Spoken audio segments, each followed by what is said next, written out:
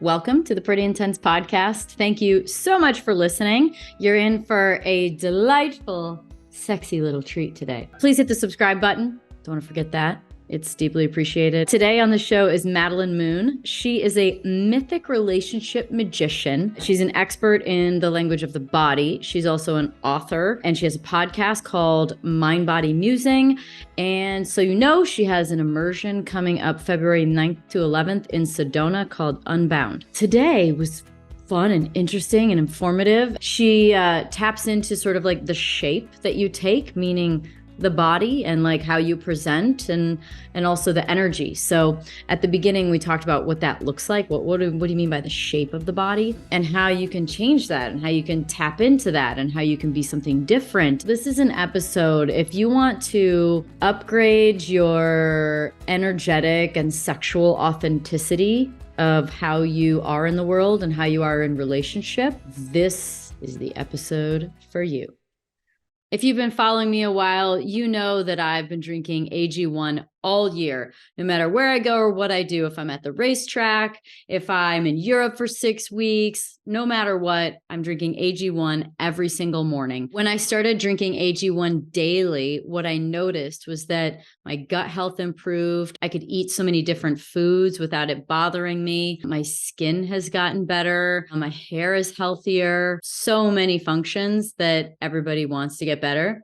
Got better. It's so awesome. And I've been bragging about it so much that my friends and my family have also started taking it and they love it as well. AG1 is the supplement that I trust to support my body's daily needs. And that's why we have been partners for so long. If you want to take ownership of your health, it starts with AG1. Try AG1 and get a free 1-year supply of vitamin D3, K2, plus 5 free AG1 travel packs with your first purchase. Go to drinkag1.com/prettyintense. That's drinkag1.com/prettyintense. Check it out. Burning Man. I wish I could have ran into you, but what did you love about it? Like being the first time, what did you do? Maybe like go through like people I think are fascinated to know like what is Burning Man really like? So, what did you get up to?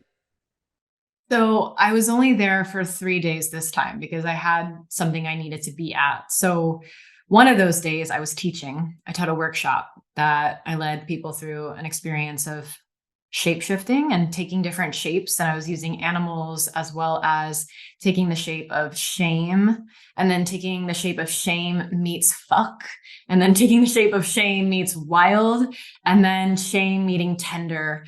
And all of those different pieces had equivalent like energies that you could feel in your body, like growing talons and fangs. And like, what would it be like if you had felt your primal animal body with your shame human body and you fucked it?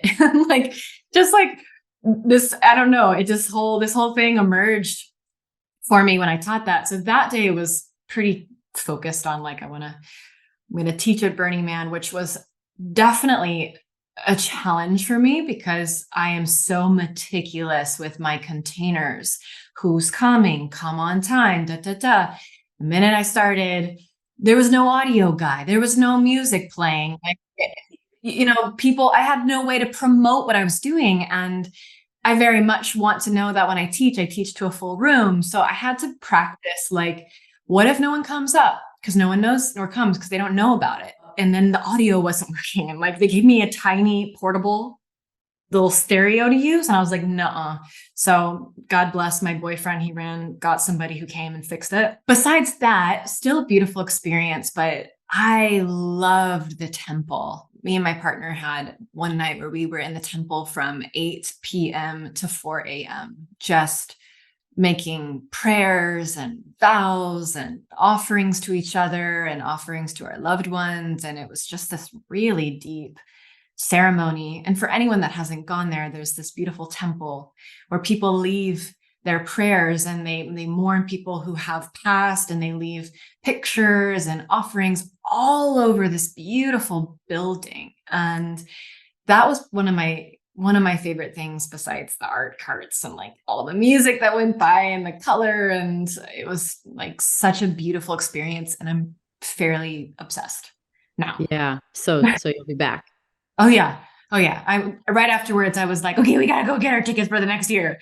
My partner was like, we'll see. We'll just like, but I'm feeling the like deep burner energy already from that first one. When I went the first time last year, I was like, actually, when I was there, because it was a bit hard and it was like a super, super hot and windy one. So it was like over 100 degrees. It was about 20 degrees warmer at all times last year than this year. And it was like the camper that I was in, like, had only a generator to produce AC, and things weren't really I could only run it a couple hours a day and I didn't have enough gas for it. It was hard. And so after a few days, I was like, I definitely don't need to do this every year.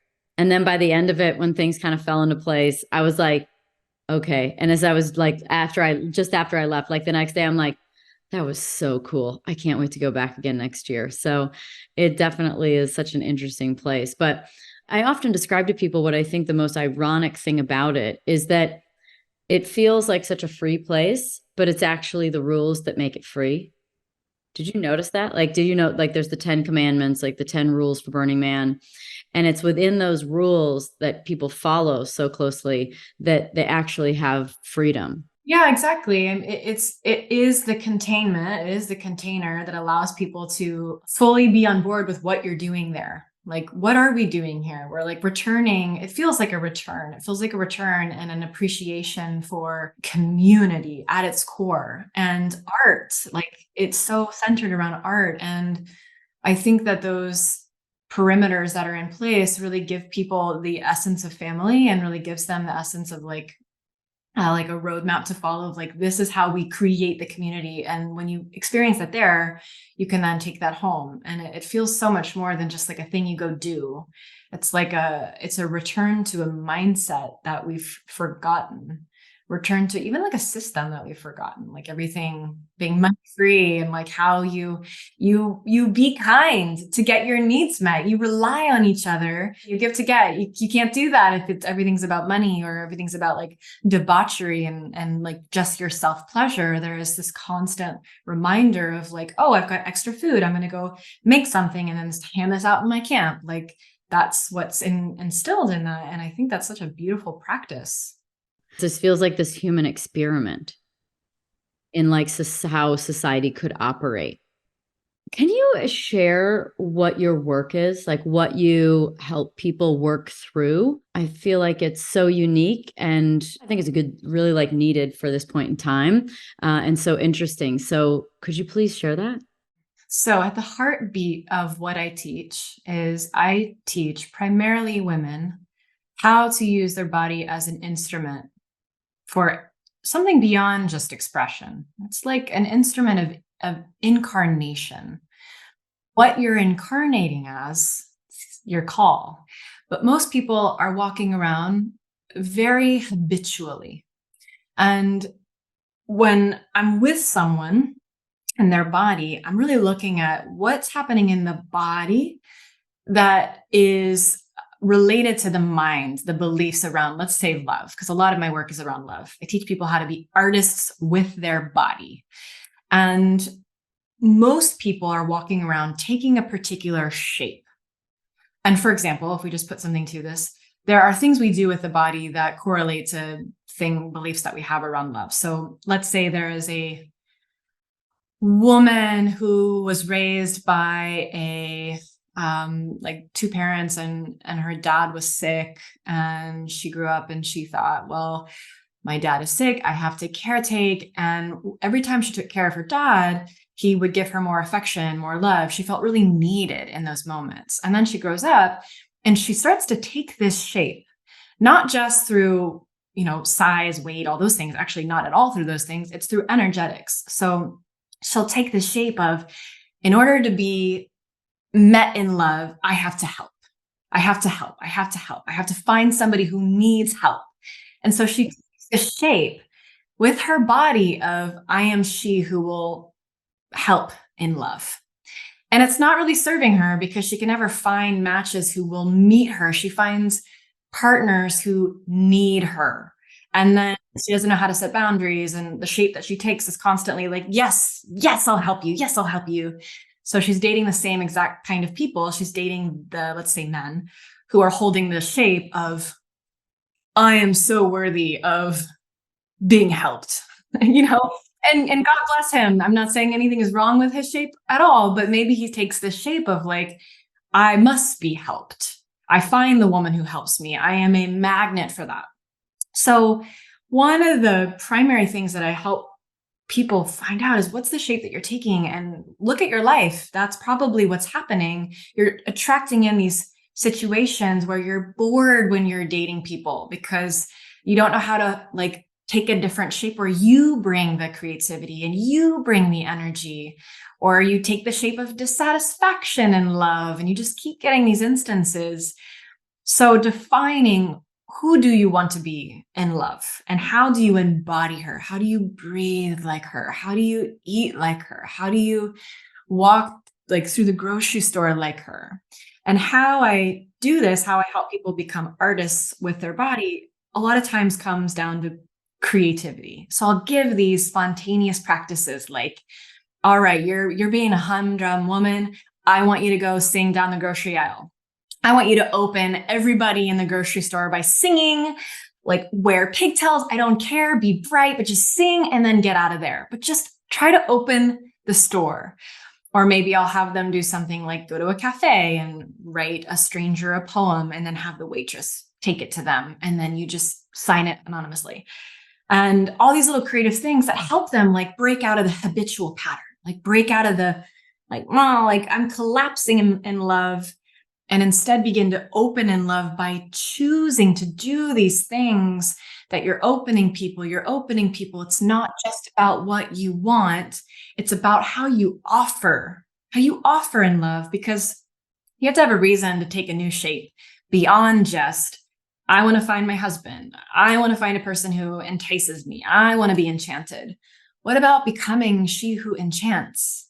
She who gushes like Aphrodite's desire.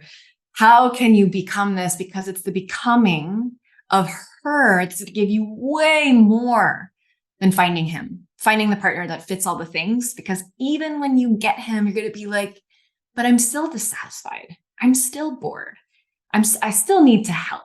I still feel unlovable when he's not asking me for help. That's because your body isn't transmitting something yet. You're still in the habitual pattern. So that's what I'll for now. Very cool. So is it about being able to shapeshift all the time, or is it about finding your new shape? Like as in birthing into like what you really want to be. And let's say maybe that can evolve over time, or we can sort of alchemize things and evolve, but is it about being able to shape shift, or is it taking a new shape? Beautiful question. And it's both. It's definitely both, because you're going to have moments where you're going to have moments in your life where shape-shifting is required, particularly again, because I love to focus on relationship. You're going to find somebody who you love and everything feels really deep and beautiful and there's chemistry and natural polarity. And then you start to feel that there's this kink. There's something in your connection that's either like stuck or unspoken. And in those moments, if you're really practicing being a shapeshifter as an art form, you can slow down like a priestess and ask, what's the thing that my relationship needs in this moment for us to clear that kink, for us to drop the veil and actually see what's happening here, to speak the unspoken, or to delight the moment, to shock the moment. You know, when we get into these fights, sometimes it's two people who are collapsing. You know, the guy might be like, I don't know. It just keeps happening. I don't know. It's my guy voice. And then, and then she's going to be like, I don't know. And like there's two people that are like, I don't know. And if you're an artist of love who's practicing like reading the energetics of the room, you can see, okay, we need fucking play right now. I'm going to go blast this Sam Cooke song. I'm going to grab his hand and take him into the kitchen and we're going to dance.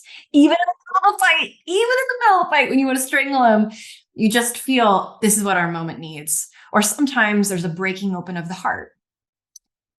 So that's one thing, that there are these opportunities everywhere you go to shift shapes. Maybe you go into the post office and you want to play with the one in you who's like so fertile.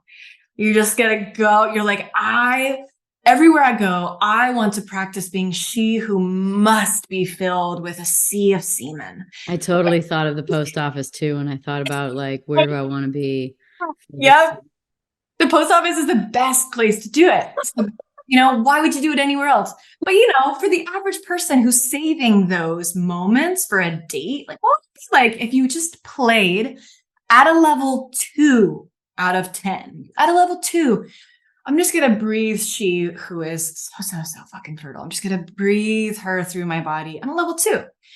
And then like, see what happens. And then you go to a date that night and you're like, I'm going to toggle this. I'm going to toggle this to a 5 and then see how he responds. If he likes that, or if he's like leaning in, or if he's starting to talk about babies, I don't know. Maybe I'll bring it up to a level 8. And the thing I want to say here is that for a lot of people listening to this, the first thought may be, this is about, okay, so if I'm becoming the transmission of like fertile Mother Gaia, then I must be talking about pregnancy, right? Or I must be insinuating conversation. It's not about that at all. This is a subtle energetic where you just start to feel your belly get a little more full and a little more like pregnant in the breath. And then you let your shoulders drop and then you send through your gaze, whatever the archetype is you're playing with, just the transmission through your eyes. And maybe you adorn like this, you eat whatever you eat as her. It's like you're feeding the goddess. The next day you may wake up and want to be like a Viking warrior, and like you've got the heat, you've got the fire, and you stomp when you walk, and you make like particular guttural sounds when you make love. So you are a wild card. Like you want all the flavors of Shakti. You are the feminine, and the feminine wants to know she can embody the 1,000 of different flavors of her. And that's what it means to be a shapeshifter. It means that you have the thousands, infinity really, flavors of Shakti, archetypes, characters, essences, textures, flavors, so that within you as a practice, that you can do that for yourself to bring those up, but also because the moment needs it, because you realize your partner is burdened by something and you want to offer devotional wife energy. You want to nourish him in that way. You want to gift him that thing that he's always wanted. And you know how, because you're practicing bringing devotional wife into your fingertips, bringing devotional wife into your gaze, listening as her. And then you can, it's not to say you can't just be you, but like, what if this is who you are? You are a shapeshifter. That's why this is an identity that like goes so much further beyond, what do I do today? Or like, do I like this guy or do I not like this guy? And like getting so stuck in your head rather than feeling, who am I becoming and embodying and transmitting for love itself beyond what I want? I've tried some of this stuff, not like it wasn't from a certain practice or something it's just like femininity is something that I have had to really cultivate, probably because of nature and nurture, like being the job that I had, the kind of personality that I am, the double Aries that I am. Like I have a lot of like strong masculine energy. And so I've done it before. And so I've done this like as a solo trial practice of like, what if I just like embodied like sexy and like sexuality, and you don't actually have to do anything's actually the thing. Your body kind of like, you might naturally flow into some things. This is what I've found, is my experience. But just by thinking about it is transmitting a frequency. And it is like crazy the response you get when you just sort of embody the feeling of something and the way that people react to you afterwards. And so I haven't done like the shape shifting thing. I haven't gone like, oh man, you're really pissing me off, but I guess what do I need right now? Like I can't say that I've gotten into that practice, but I have done a little bit of the first one. And like I would love to hear more about like getting into sort of the nuanceness of doing it, as well as maybe what's really happening. What's happening when you put this feeling into your body, when you shape shift, when you become this different energy and you're a different shape. Like what's happening? Why does it what changes your reality when you do that? So, something I've been talking about a bit recently is that we cannot really have a conversation about, let's say, the feminine, if we're not also having a conversation about our feminine lineage, the more recent one, really, like our mother. And the same thing goes for the masculine, but I'm going to talk about the feminine here. So if we're talking about, I want to have feminine embodiment, because I definitely believe a lot of these teachings that I'm talking about, it's feminine embodiment work. So if we're going to get into this feminine embodiment practice, as so many are right now, it's just really a common practice. Like, I want to be in feminine embodiment. Well, one of the missing pieces that I think we're losing sight of is the feminine that we are wanting to embrace is significantly impacted by where we come from. So, for example, and a lot of my work also relates with childhood wounds. Like, how can we alchemize childhood wounds? But if you think about your mother and you think about your grandmother and your great grandmother, oftentimes the hardest qualities that we grew up with are in our life. And I'm not going to say that they were passed down to us. So if you have a mother that has qualities like codependency or narcissism or borderline, like fill in the blank with anything that may, be alive for somebody, just because your parent had it doesn't mean that you have it. It's in you. But what I do believe is that it was put on you. So, for example, let's say that there's a mother that gives her love and then pulls it away, and gives her love and then pulls it away. You never really know, can I trust the love that's coming to me? Is it going to stay? As a kid, you don't know. Then it gets ripped away from you. And that push and pull of love can be put on a child, and that creates a response in them to push and pull from love. Because they're so afraid that love is going to push and pull that they become the very thing that they're like, I hate that. I don't want any of that in my life, but they accidentally become it because it was put on them. So when we look at these patterns of things that were put on us as children, particularly as women who are trying to open our hearts and trying to embody love, and we also need to look at what were the things that were put on us. And I find that this is really challenging for a lot of women when they start to just flirt with the idea that they may have a quality that their grandmother had or that their mother had, that it's the worst quality ever. And to acknowledge that that is within you, because when we talk about, we see on Instagram these little quotes that are like, the karma in my family ends with me because I'm trying to stop it. Like, trauma passes down until someone chooses to stop it, right? So we see things like this. Actually acknowledging that you have your father's narcissism qualities, acknowledging that you have your parents' like avoidant tendencies and scared of love, really owning that can be death defying, because that's the very thing you've grown up to really hate. And I find this to be an outstanding invitation for people to be able to humanize their parent. Like, I even have with my clients, I tell them, some of my students will be like, oh, my narcissistic mother. And I give them the practice. You can't say my narcissistic mother anymore. You have to say my mother, and see what that feels like, not to include that label. That's really challenging. It's really painful for a lot of people because that label makes sense for them. It makes sense of their story. It makes that context. They want to take it like a backpack everywhere they go. This is my mother. And it creates narcissistic tendencies, because if you're so afraid that everyone is like that, you're constantly thinking about yourself. and you're afraid that everyone's out to get you and everyone's going to take advantage of you. And then you create the very thing that you're trying to warn everybody against. And so I'm trying to help everyone that I can to neutralize these ways that we point the finger and say, you're this and you're this and you're this, and instead say, I am shapeshifting. I have this in me. And I also have the opportunity to transmute it, not transcend it. We don't need to get rid of anything. The last thing that we need is to like find a way to like disassociate from things that are here. We need to root even deeper instead of transcending. So alchemizing. When we're looking at the fabric of this work, when you are able to really like integrate these components and these pieces of yourself, you become a safer person. The world feels safer. You know, when people are like, I don't feel safe to blah, blah, blah, it's normally because you're just not allowing yourself to feel.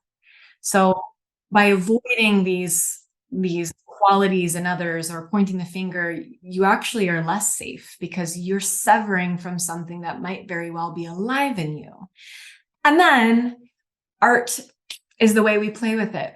So I, very specifically for myself, I had something like that with my mother of a kind of like a I love you, like with me it was like I love you, go away, I love you, go away, kind of that experience. And because that was so in my body to expect that from people, that I would have almost like these two sides of me, like the one that felt deeply open and like safe to love, my innocence, my like love is pure. I can love, like see all of me and then see more of me and I'm letting you in. And then the part of me that was like, okay, no, never mind.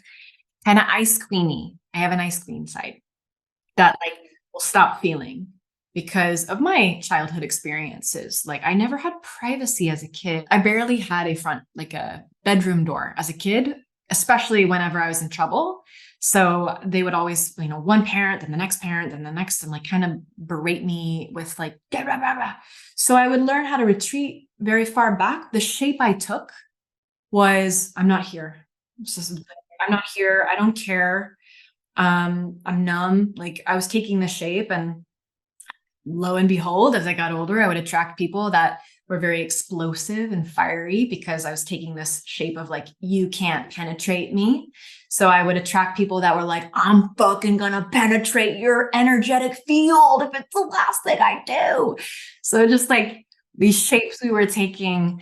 And in my relationship, one of the things that was a brutal piece of feedback that I was able to over time like take in was the truth that I had these two sides, the loving open one and then the ice queen one. And at first I was like, nope. And you weren't aware. This was not a conscious awareness. You kind of, only when you were shown it could you see it. The piece about the ice queen was I knew that, but the way that it was phrased to me, like towards the end of like, you have these two sides and it sounds like it comes from your lineage, your mother, like that was like, what? No, I'm the victim here. I'm the victim. And then that being able to like really absorb that and really take that in, I began to think, okay, how do I create art out of this particular thing, these two different sides? And, what came to me was the siren archetype, these mermaids that like sing with beautiful voices. And then, the sailors hear these little ocean nymphs singing, and then they plunge to their death into the ocean. They dive into the water, and it's like sorcery. Instead of pushing this away, how do I bring this in a way where I own it and I fully touch it and I create art with it? And so when I talk about art, these are things that you can do with your beloved for a sexual evening where like the siren is fucked and like you get to play with these two different sides of like luring him in and hissing him and embodying fully these two sides. And there's a beautiful quote, I forget who says it, but whatever you touch fully dissolves. And so by acting out these sacred theater pieces, particularly with a beloved, because that's very vulnerable, to really feel like invoking those two different flavors. Or let's take narcissism. Let's take any quality we deem negative. If you feel into like whatever is the most narcissistic character or person you can think of, and you really don't even need a character, you can really just feel that quality of me. And what if you just touched that for an evening where it was just me, and you got kind of like grotesque with it, not pretty Valley Girl me, but like what shape does the entity of narcissism take? Is it like a black, like just gurgling bottomless pit of goo, or is it like a succubus, or what does it do? I don't know. But you can allow yourself to fully take that shape and be witnessed by it, and have your own sacred theater performance, or like create reels and videos out of it, which is something that I've done. So by taking this negatively deemed quality and sort of bringing it in and becoming it, and are you talking about, and it might be all these things, the energetics of it? So it's not like necessarily I go put an outfit on, or is it also that, or is it that? Is it saying like, do you not, you energetically embody it as well as act it out? And then why would you do that? What is the point of fully getting into it that you're trying to assist? Because assuming you don't necessarily want that quality, but it's there. So like acting it out feels like, am I being it? Yeah, well, you already are. That's the thing. That's the thing. It's all in there. That's the thing most people don't realize. It's like you're more of it now than you will be after you actually choose to be in it. So I'll give an example here of like I know these concepts when we're talking about being an artist of love, sometimes concepts are like, they're way up here, bring it down. So one of the things that I'll say is I'm a teacher of sacred theater. So this would be what I would really recommend for anybody that wants to do this, is that you think and you feel into this energy that we're talking about, whatever it may be, the thing you don't want to feel, the quality you don't want to observe, the qualities you don't want to have inside your body. And you give yourself a practice where you perform as that. Costumes or outfits, it doesn't matter. That is less important, though it can be fun, It can be fun to like put on your Morticia garb if you're going into something that's a little dark. If you have that like very particular black outfit, or you want to put on a trash bag, whatever, just so you can like get into character even more. But it's more so about taking the physical shape. So I've done at all my events, we do one last evening of big sacred theater performances, and I give everybody something different. So like I had a woman that was constantly afraid everybody was projecting on her. Like, I'm not going to take your feedback. And of course it was with me a lot because I'm the teacher. And so that's going to be the first person that's like, I'm not taking your feedback, but it's so funny because she's in my program wanting it. And then she gets it and she puts it away. And the thing is, she's projecting. So she is the thing she's so afraid of. And so like for her, the assignment I'd give her is, I want you to bring projections to Broadway and do an entire sacred theater performance, bringing the show Projections to Broadway, a 5-minute piece. And then they go off and then they decide what they're going to do with that. I had a woman perform a like sacrifice on the part of herself that was afraid of love. And she did this theatrical piece of like, stabbing herself and ketchup flying, and she like fully enacted. So when we're talking about sacred theater, we're talking about enactment, and ritual enactment is how we know as in gnosis, like deep body knowing. We are in a world where we're talking, we're doing therapy, and we're talking, and we're just being so in our heads. The body never actually gets to learn the story, the memory, the belief. So when we enact, which is theater goes back to the 4th century when there's Dionysus's theater, and everyone was creating these ritual enactments to remember the cosmos, like actually becoming thespians of the cosmos to remember how the tides turn. Ritual enactment, theater, is one of the oldest religions, one of the oldest ways that we have ever known. Like by performing being the fox, we know the fox, we know the seasons that the fox understands. We can the shapeshifting. It's how we understand the world. So when we can find fun and playful ways to perform your siren or perform your sacrifice, or I had a woman once grieve a flower as it died, and like do a poem as she peeled the petals off, and really enact her own grief that she wasn't touching. And these kind of sacred theater performances can be fun. They can be funny. They normally are. When we enact, when we let our body to take the shape of the projection on Broadway, when we own the thing loud and proud, or when we shrivel up and we become the entity of remorse or our sorrow that hasn't been felt, that's when we finally set it free. It's a part of you. It takes its power away because it's integrated, because it's like, oh, this is a part of the entire cosmos. Of course, this is a part of me. And any of that shame starts to get, it's kind of like if you have like a taboo kind of fantasy, like when you enact things, normally they go away. Like it just doesn't hold as much power. So what happens in your world is that you're actually able to allow love in on a much deeper level, because you're not afraid everyone's trying to take advantage of you, because you've enacted the part of you that is fear mongering. If you're afraid everyone's trying to take from you, go enact her. What does she look like? What is I can't trust you, I can't trust you, I can't trust you, like the frenetic. You give her a voice and show us in your body, what does it look like when you're really unable to trust anybody? And then go a little deeper, and then go a little deeper, and then go a little deeper, and touch that deeper most point you can access. Stop, pause, breathe, and feel the space that's available. Because it's those energies that you're carrying around with you all day long. It takes a tremendous amount of energy to doubt everybody is telling the truth and to worry everyone's wanting to take advantage of you. And that's why you're probably bringing it into your life over and over and over. You keep getting these experiences where people aren't trustworthy because you're taking the shape of, I don't trust anybody. It's just a perfect match. When you are familiar with this part of yourself, whatever the energy is, you stop carrying around this magnetic field that's going to be a match for those experiences. And your nervous system starts to decompress, and you start to have so much more space to breathe and experience and actually let life in.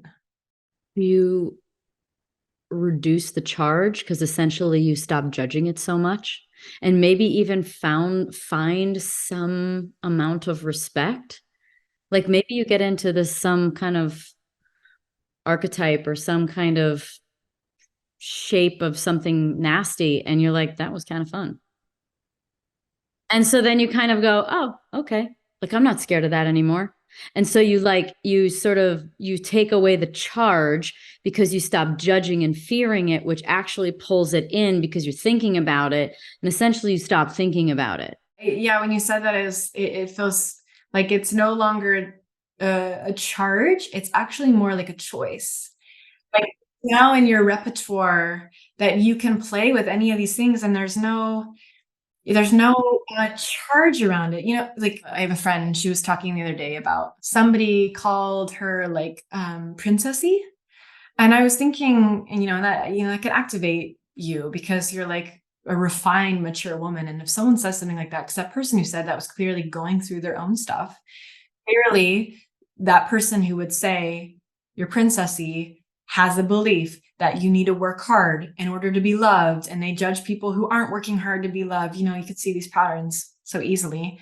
But for her, my friend, is like, ouch, that hurt. And I was thinking, like, what a fun shadow to be like, yeah, I am a princess. Like, I love being a princess. Life being a princess is so good. And going on this sacred theater princess rant of like, show what it's like to just fucking be a princess. And not saying for her that would do the magic trick, but this is what we're talking about. These things that like, I'm not a princess, or like whatever someone calls you, kind of like stir in your mind.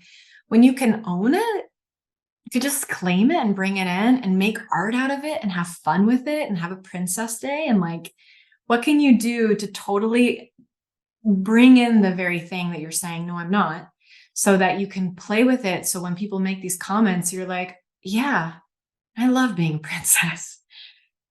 That what's next? And that charge is gone. It takes time. It takes a lot of time to really like sift through the things that are active for us and find ways to create art out of them.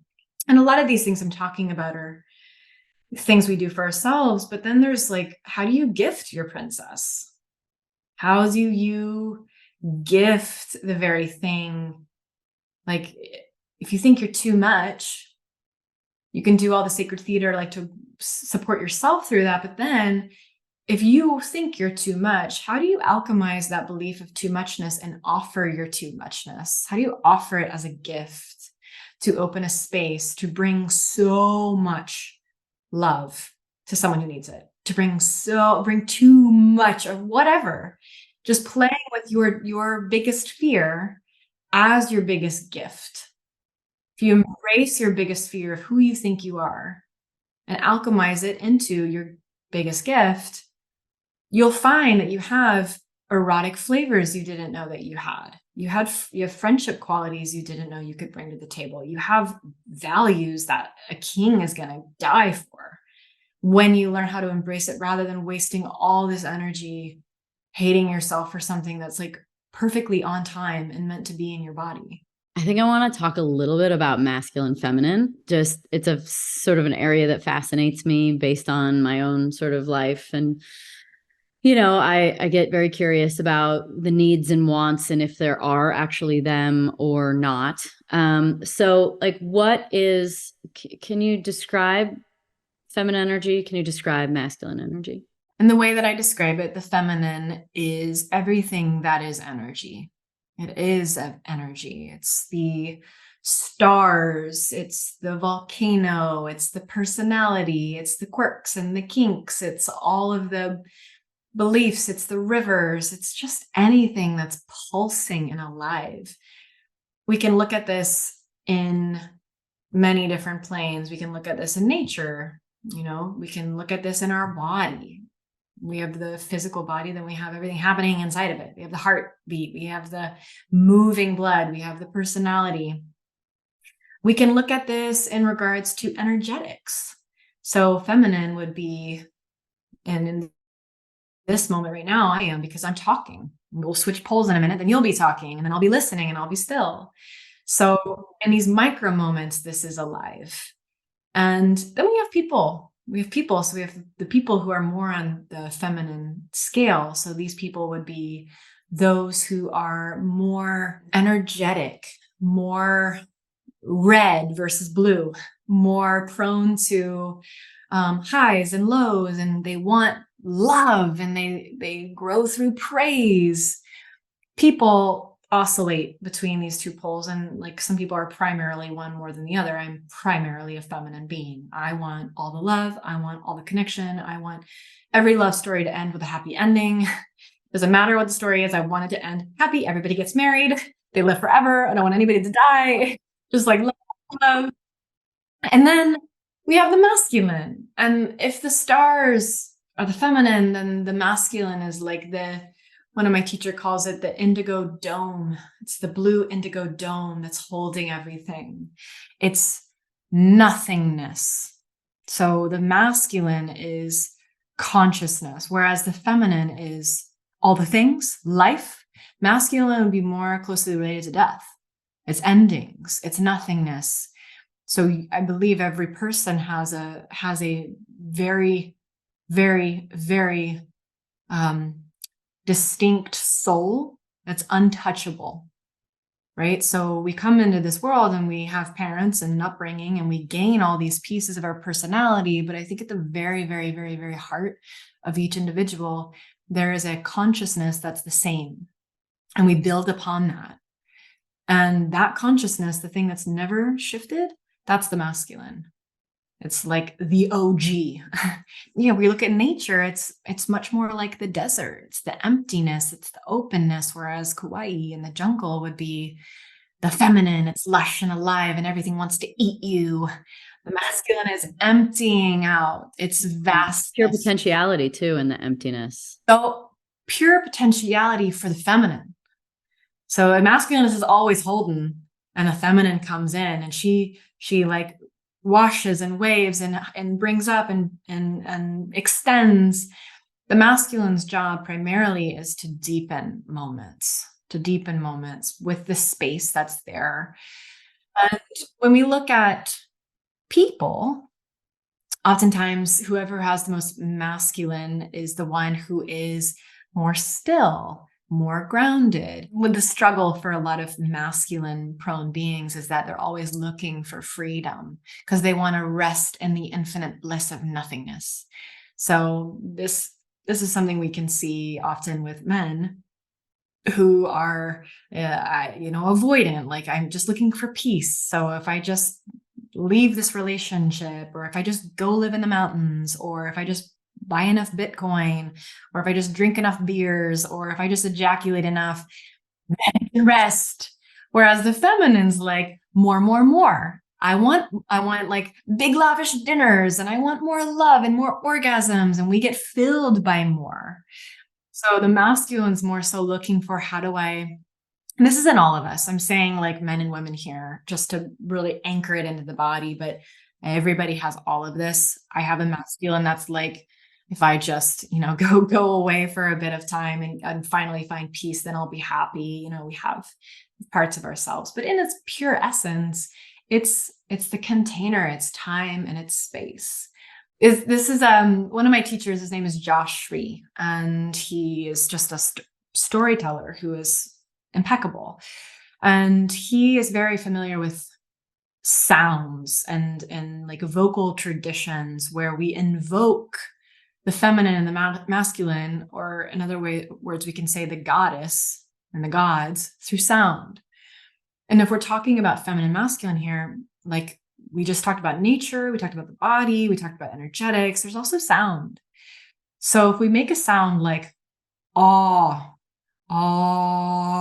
it's like open, awe, the god Shiva, Krishna, Brahma, that sound is the masculine. And it's actually the deepest sound that the body can make is awe.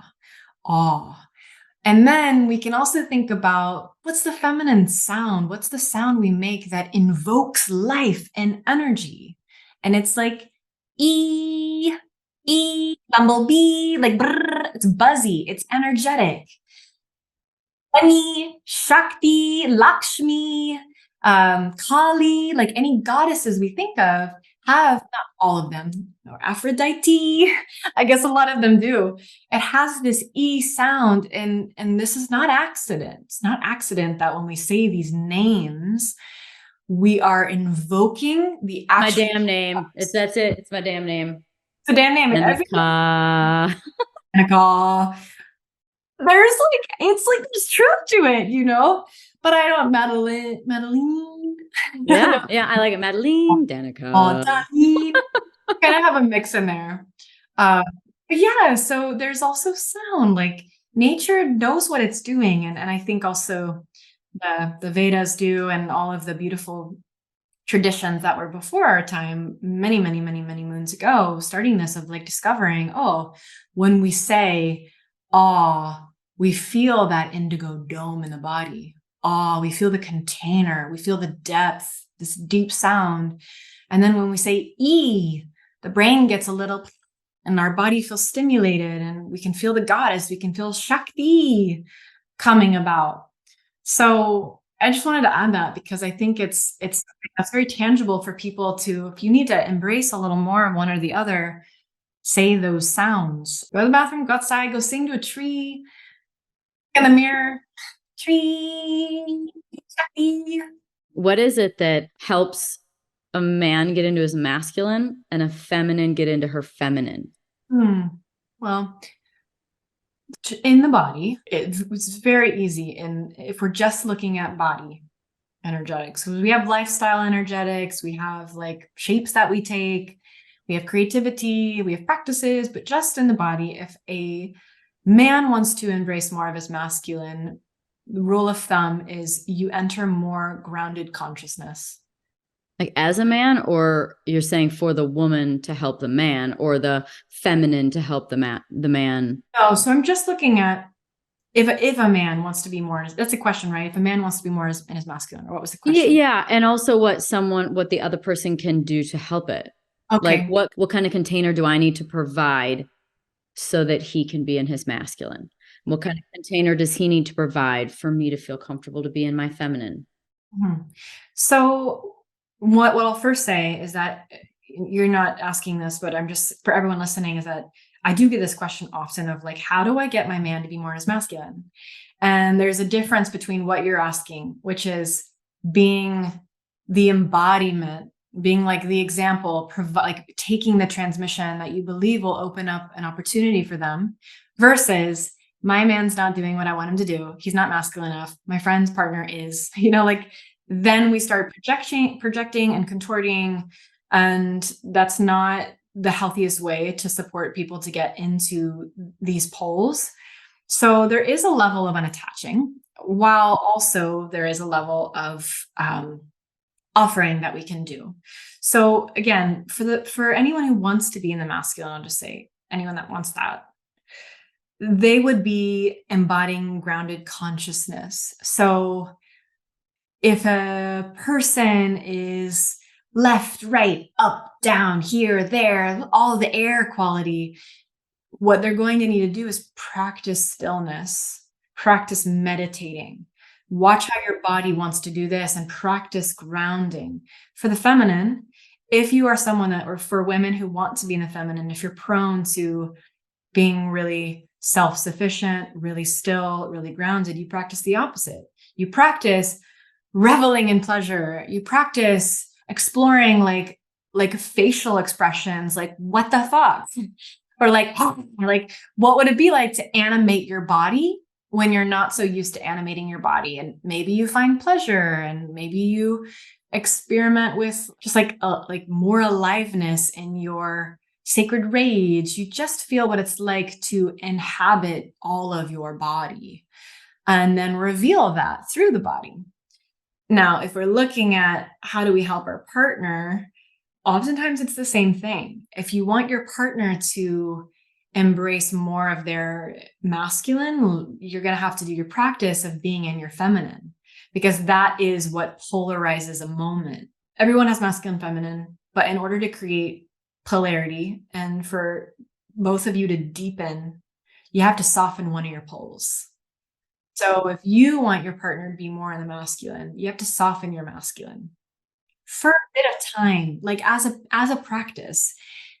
I'm going to soften the part of me who is still, and I'm going to amplify the part of me that is she who gushes with volcanic pleasure, whatever transmission you want to play with. And then you bring that to them. You bring that to them with your whatever invitation you want to make. Maybe you like actually create a sacred space in the bedroom and you want to gift them this part of you.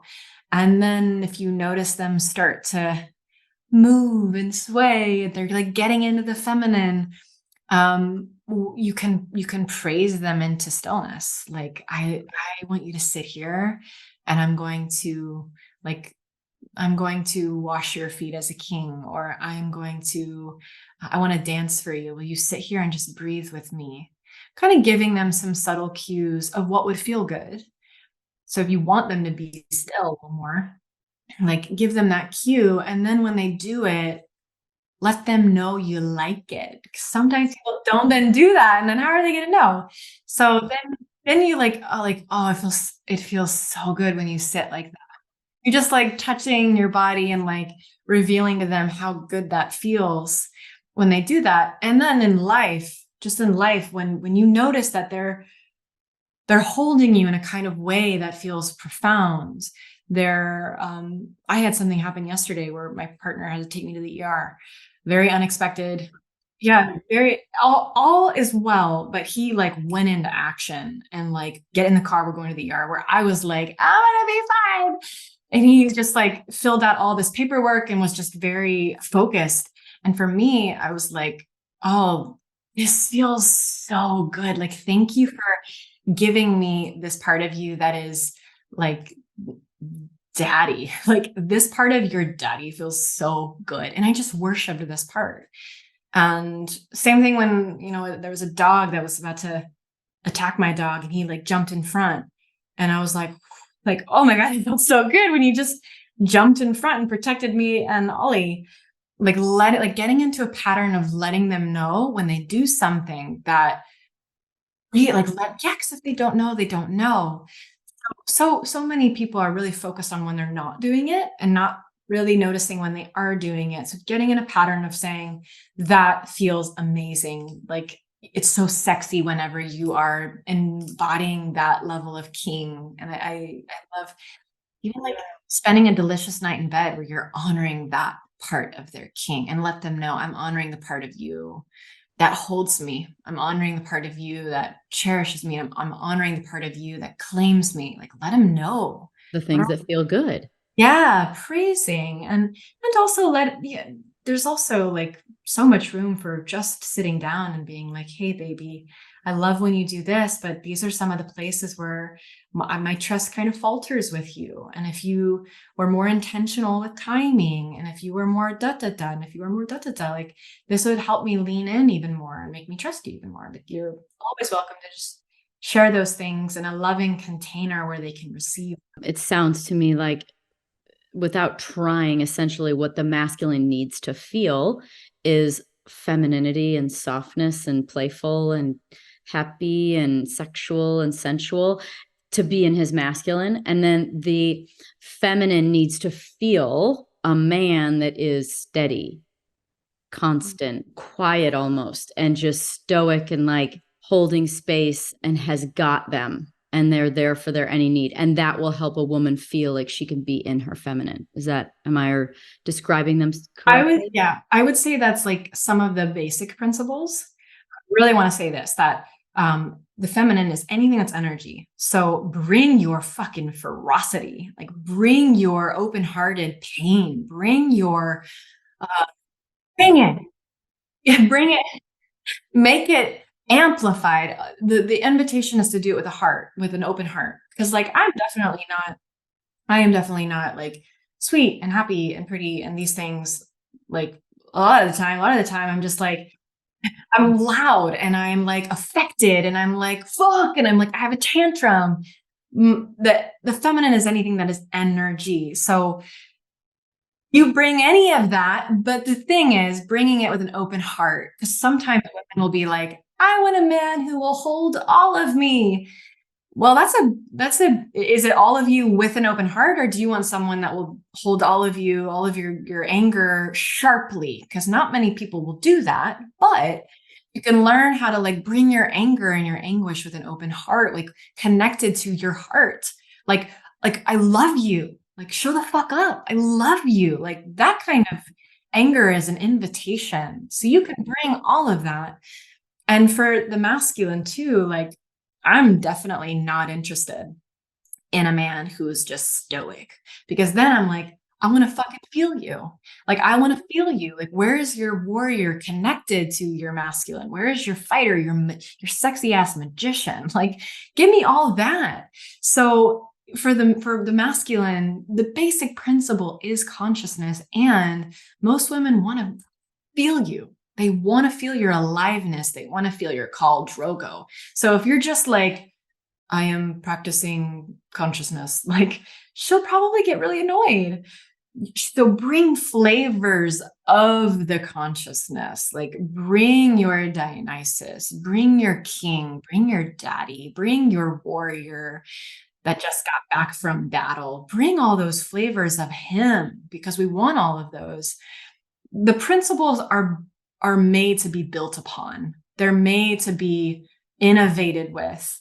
I think people get really stuck in like, I'm feminine, so I'm supposed to be this way. And they're missing the depth of what's possible of that pull. And I think same with men, it's like, if I just practice being still, maybe she'll have more energy. And it's not often the case. Like we want men to feel pleasure. We want the man to feel alive and have personality. And there are the moments where he has the power with his depth to ground a moment, to bring that ferocity and that force to say, come over here, like really powerfully and command. But it's not that you're empty, it's that you're like full of command. You talked about communication and like there's times to communicate things. And it brings me to a topic that I feel like probably plagues many, many people is the communication of sexual wants and desires. And I'm curious how couples get to a place where they can talk about that and where they can open that up and explore and learn to satisfy. And, I wonder how much of porn and various different things sort of falls underneath this sort of like messiness of not being clear and having desires that are unmet or things that feel like maybe they're too taboo for a relationship. So can you speak to how people can open that up with non-judgment? The first thing is create a culture of it. Create a culture of this being a common thing you visit. And I mean, the question is, how do you do that if you're not comfortable with it? So it's hard to just skip to a culture. And if you adopt the mindset that this is what we do, this is what we do, this is now just what we do, it becomes a lot less scary than like, what's the first time we're ever going to do it? Just embracing like, this is what we do. And for now, you can have a check-in every Sunday. Every Sunday, there is a routine check-in. So it's less intimidating of, I have to bring this forward. It's just Sunday. That's the day. That's the day. So Sunday, at dinner, y'all are going to have here's what I'm loving and here's how I want to play even more. And that's your time to share. That's your feedback time. And there are some agreements that are, of course, really supportive, like not being a no, like to everything, or like trying to be yes ands. Like, yes, I like that idea. And I want to do these things before we go to that place. Or yes, I like that idea. And I need these things to be, involved as well. Instead of the no, because I'm not saying you can't be a no to things. Of course you can. But if you want to create a culture where these things are safe to share, having a yes and mindset will really allow for each person to feel heard and not shamed or shut down in their desires, because no can be really kind of like, it's the end of all possibility. And again, sometimes no is the most important thing for you to claim. And sometimes there's a lot more creativity that is allowed when you just adopt like yes and you add to it. What else do you need? It's like, this is like an improv practice where you always end a sentence with and, so that the conversation, the possibility keeps going forward. What if we did this in our relationship where you have this thing that you're desiring and you bring it and your partner's automatic response is going to be yes. And this is how I would need to shift it in order to be a full yes. This is what I would need in order to be, this is the thing that I would, shift with it. And then of course it's, commit to the theater. Commit to the theater. So if you're wanting to play with some specific archetype or have a kind of night, commit to the theater. Like set up the room, turn your phone on do not disturb, like make a very sacred space, bless the room, set a prayer, go deep. But there are so many ways that couples are just habitually making love or habitually having sex without actually dropping the veil and seeing, like, do we need to enact something that needs to be brought into the light so that we can make love soul to soul? Is there something that needs to be said or something that needs to be expressed or something that needs to be done? And also encouraging couples to focus on, when you have these things that you want to explore sexually, what's the texture that it's giving you? Not just the thing, because you can do the thing. You can act out whatever scenario or role play you want, but what's the texture? You want to feel full. That's the thing for a lot of women. It's just like, fill everything. I want to feel so full, I obliterate and explode. And like, I feel like I die and it's great. Like if you're asking for a particular kind of role play where you're just full, what's that nutrient that you're craving? Because that's something you can do all day long. It's not just in a scene. This is something you can play with in your whole life, like we were talking about at the beginning, like that, or presenting this desire through your eyes to your partner on these subtle levels.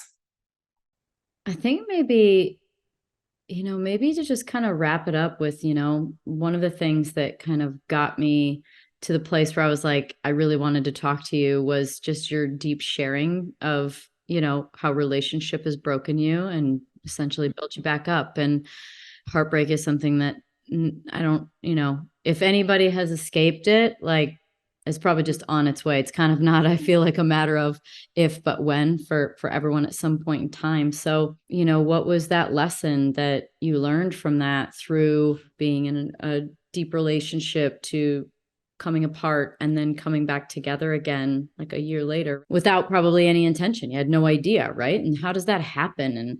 And what did you learn? And how are you different now? That breakup for me was one of the most brutal things I've ever experienced.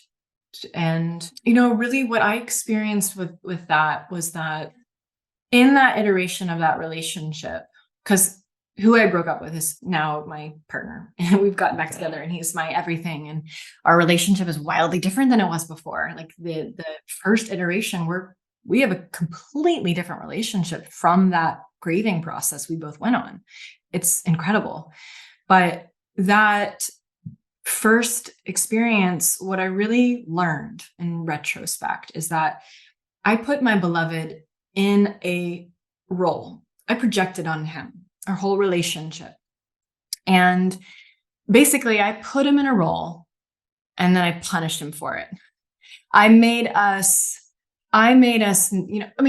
some of this is valid. Some of it is like, it did happen. There were like, he's much older than me, and there was like some dynamics that were at play.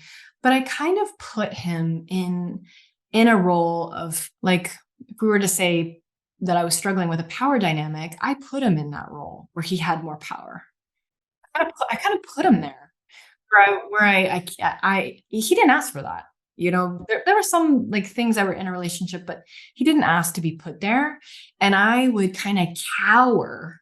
The shape I would take would be to cower to prove this story that that there's a power dynamic. I was doing it. And then I kind of blame him and be like, look what you're doing. But I put him there. I put me where I put me. And I didn't see that at the time. And then when we were breaking up, I held on to that story tighter and tighter of like, this was a power dynamic, blah, blah, blah. And then when there was nothing left I could punish him for, and all my like upsetness kind of started to dwindle like at him, I just had to sit with myself.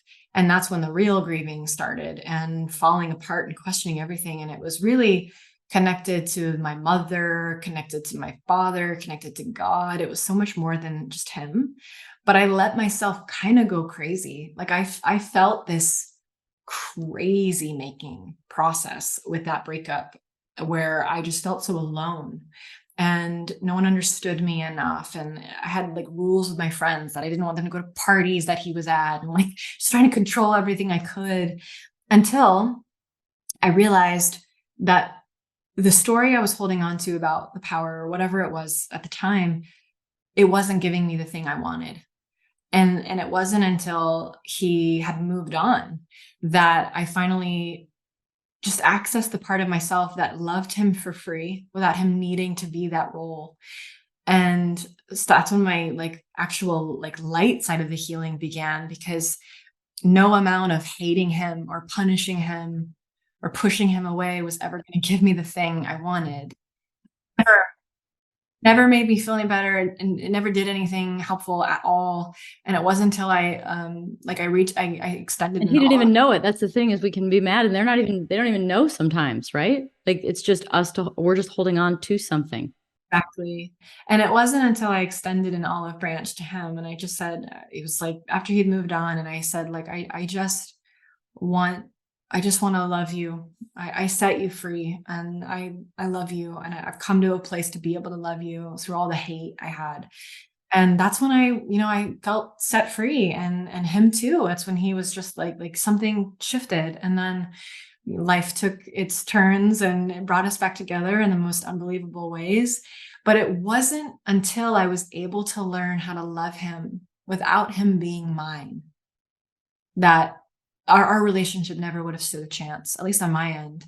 For as long as I needed him to like not be this person that I made him out to be, to constantly prove himself in order to receive my love, we never would have made it. But once I finally got to a place where I loved him, like stand alone, I loved him without orienting to me. I loved him without being my boyfriend. I just loved him like a son love to you. You don't have to be anything to me. Once I accessed that, we stood a beautiful chance in love. And it has shifted everything in how we communicate. And he has his own stuff that he had to do, like in relationship to me. But that was really the core thing that I learned, was like loving somebody beyond them being yours. And that kind of karmic healing has bled into my relationship with my parents, my friends, everything. And it's one of the biggest gifts that he ever could have taught me. Is it safe to say it's like loving someone without a story? Yeah, it's loving someone without a story, without having to prove a story, without the story or proving a story or proving something wrong, having to do a job, like just Having loving. their existence mean anything to you even, right? Like, Yeah. right? Like it's just well, maybe that would be called unconditional love. Yeah, it's kind of like, I don't know your human relationship can ever be quite like a pet, except for probably kids. I hope so, because she's so cute. Yeah, you can never not fucking love your pet. It's like they can do anything, and you just like so much love, and we can only hope to have that with our partners. Where we like that's like the gold star, is when you can give your partner that kind of unconditional love when they do those things. Just like you're my beloved little pet. When you can just love them in that way, like that is a beautiful form of relationship enlightenment. Could you have done it in relationship, or do you think it had to be done separate? Meaning, if someone's in a tough spot, how can they repair without breaking up? Or in your situation, was that necessary? And maybe it's necessary for others. Yeah, I'll never know if we could have done that in relationship. That's the thing. Like, I believe that we couldn't have, because losing him was such an important piece for me in my very, individual journey. But maybe we could have if we had moved out of where we were, and we were in LA and now we're in Austin. Maybe if we got here sooner, we could have made it work. Maybe if we did that therapy session that I canceled last minute, maybe if we did that, we could have, who knows. But I think it's a really important thing for people to practice in relationship, loving beyond them being yours. Like I wrote a post once that I said, practice letting your partner die. Practice letting your man die. Like, let the version of him die. Imagine your relationship dies. Practice grieving every single day your iterations of your love, and let your man like die and be set free. Let him be set free in the relationship. If you can do that in the relationship, then you don't have to go through a big, extensive year-long breakup to learn that lesson.